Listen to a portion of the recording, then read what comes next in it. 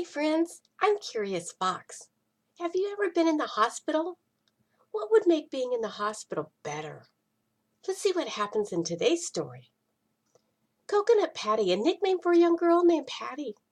The nickname was given to her by her Uncle Jim. And coconut is one of her uncle's favorite flavors ever made. If her uncle had his way, she would be named Coconut Vanilla Bean. Patty hates being called Coconut. Patty lives with her uncle, helping him make gifts for the children's hospital. Like any good elf, Patty went around fishing to see what each child wants the most this year. Many of the children were overcoming colds, and some even seeing a life being born as they welcomed them into their family. Patty and her uncle run the gift shop at the hospital. Jim asks her to see what the kids want so that he can get it in the overstock bags. The bags are full of clothing and toys for every age. When the orders come in, Jim will see the overstock on a toy or two, and he keeps them in the back, making his own list. Patty will come back, letting him know the toys he needs, and if he doesn't have them, he will buy them for the kids. Coconut Patty loves to hand out the toys on the night before the child's birthday or on a holiday. Her Uncle Jim dresses up for the kids' parties as their favorite person. One year, he was a frog, a rabbit, a big green dog, mouse, whatever the kids wanted him to be. Coconut Patty came to the shop to find Uncle looking over his list of toys he has. Hey, Uncle Jim, I have 9 more toys for you to pick up. And you're asked to be a snowflake for a little girl with blood cancer. Winter is her favorite time of year. And Patty walked over to where he was standing. She looked at his hands. The snow globe was full of water. The little snowman was dancing around the palm tree and waving at her Uncle Jim. Patty tapped him on the shoulder and he turned around to see her.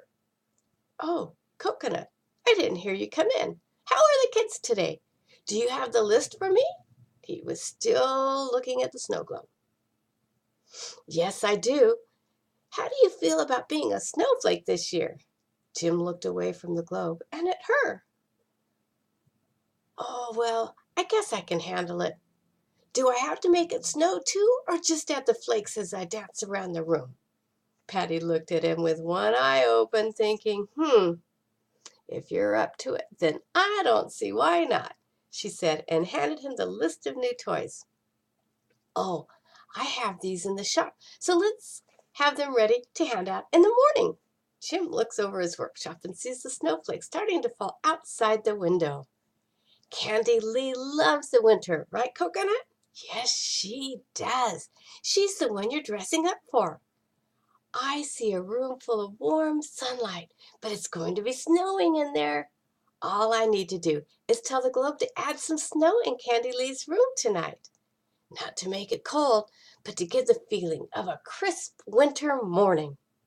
You do that, and I'll start on the toys. They work all night long getting the toys ready for the children. Jim works on having the snow down some snowflakes in Candy Lee's room. Patty never asked how he's able to get a little snow globe to come to life in the morning.